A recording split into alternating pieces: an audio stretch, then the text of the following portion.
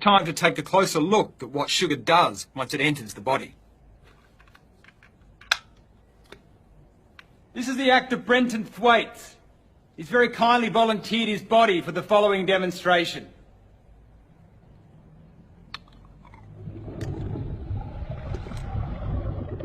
After sugar enters the body, it splits into two parts, fructose and glucose, both of which make their way to the liver.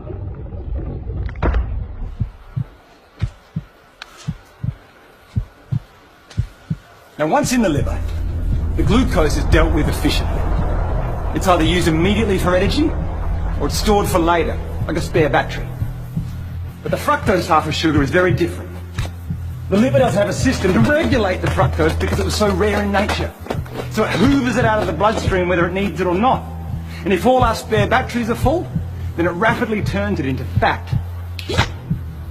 Some of that fat is going to stay in the liver, and you're going to have increased risk for insulin resistance and diabetes. What also happens is that this fat in the liver is then sent out into the bloodstream as triglycerides, which can lead to excess weight, plus blocked arteries and heart disease.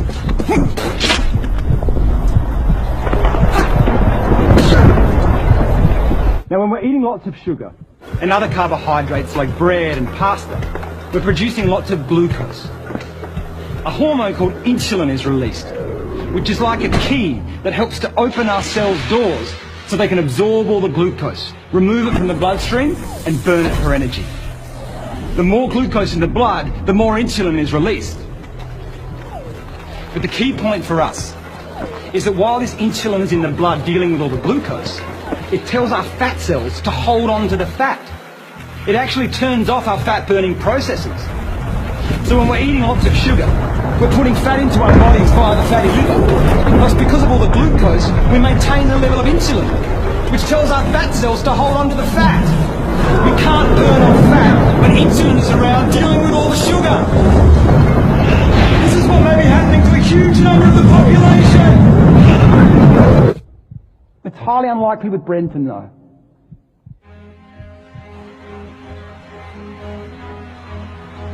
The issue that we're talking about is that there are these chronic diseases related to obesity and diabetes, heart disease, many cancers, gout, hypertension, high blood pressure, possibly Alzheimer's disease.